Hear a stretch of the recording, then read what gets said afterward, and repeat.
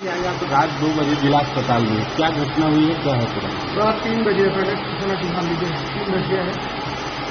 आज लगभग 11 बजे के आसपास हमारे पूर्व मंडल उपाध्यक्ष संदीप त्रिपाठी जी का मुझ पर फोन आया और वो बेतहाशा परेशान थे कि उनके बच्चे को और उसके पास के नाबालिग बच्चे दोनों, एक की उम्र 16 साल 8 महीना, एक की उम्र 17 साल, उनको पुलिस अपनी गाड़ी में बैठा के ले गई।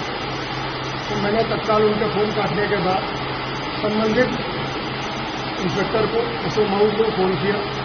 मैंने कहा इसमें क्या मामला है? तो उन्होंने कहा साहब एक 1098 पे कंप्लेंट आई है, एक लड़की का मामला है और इसलिए उसको बैठाया है।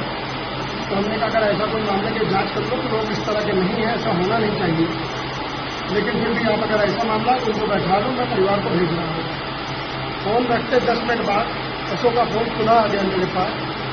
भैया वो गलती हो गई, वो गलत आदमी वो बात नहीं है, इस मामले में नहीं है, दूसरा मामला है और किसी को भेज दिए और वहाँ थाने चली गई। तो मैंने तुरंत संदीप जी को फोन किया, तो मैंने कहा जाके अपने बेटे को वहाँ से ले लीजिए। संदीप जी जब थाने पहुँचते हैं तो थाने में उनके दोनों बच्चों को लॉकअप में बंद कर रखा है और जो उसकी हालत देखते हैं कि उसको 20 फटके मारेगा जो मोटे मोटे, उसमें उसका एक हाथ फ्रैक्चर लग रहा है, पूरे शरीर पे निशान मार के।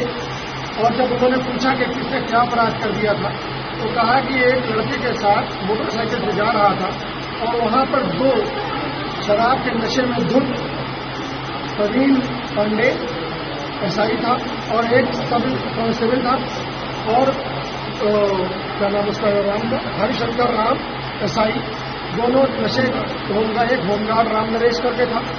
ये 3 लोग वहां पे खड़े थे। तो लड़कों ने हॉर्न बजा दिए गाड़ी, तो उन लड़कों को दोनों को वहीं से पकड़ा है, वहीं चौराहे से मारते हुए थाने ले गए हैं और थाने के अंदर ऐसा मारा है जैसा कि कोई एक अपराधी को भी न मारे। ये माइनर बच्चे दोनों के आधार कार्ड मैं आपको भी दिखवाऊंगा। आधार कार्ड निकालिए, दोनों के आधार कार्ड आपको दिखवाता हूँ। दोनों के 2018 की 2008 की पैदाइश हुई थी। ये इनका आधार कार्ड है, आप कैमरे में उनको दिखा सकते हैं तो उनकी उम्र आपको दिख जाएगी बच्चों की। ये नाबालिग बच्चे दोनों और दोनों को नशे, दोनों जब देखा गया, हम लोग पहुंचे, संदीप जी पहुंचे तो दोनों बिल्कुल नशे में धुत, चल नहीं पा रहे थे। ये आधार देखिए उनका, और नशे में दोनों धुत। मैंने वहां से मुझे बताया, इन्होंने बिल्कुल रोते बिलखते मुझे फोन किया। मैंने तत्काल कप्तान को फोन किया। कप्तान ने कहा ऐसो को तुरंत उन्होंने लाइन पे लिया और इसने कहा कि तत्काल इनकी मेडिकल जांच कराइए।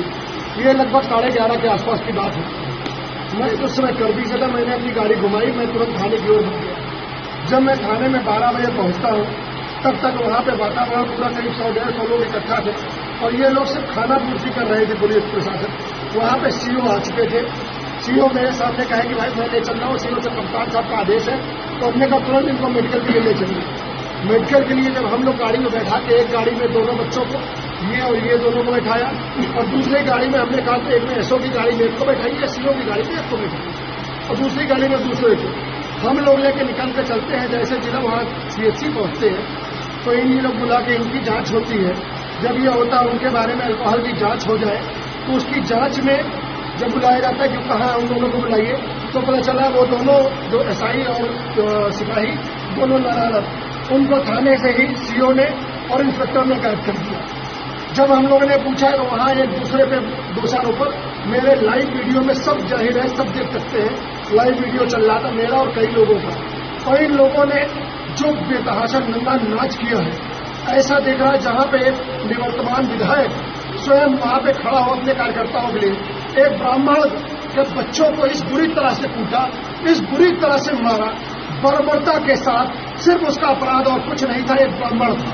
ब्राह्मण के अलावा शायद वो किसी और जात का होता तो उसके साथ ये निर्दयता नहीं निभाई जाती। एक बच्चा इसका जो कि आज दिन में इसका प्रयागराज में एडमिशन करा के उसका पिता लौटा है और शाम को ये पता चलता है कि पुलिस नशे की हालत में धुत होकर उसको थाने में ले जाती है और उसके बाद उसकी जांच कराने के नाम पे खाना पूछती।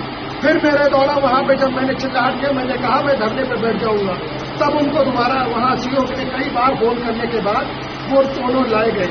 वहां खाना पूर्ति कागज की हुई, यहाँ रिफर हुए और जिला अस्पताल जब हम पहुंचते हैं तो पता चलता है कि शराब का सैंपल लिया जाएगा।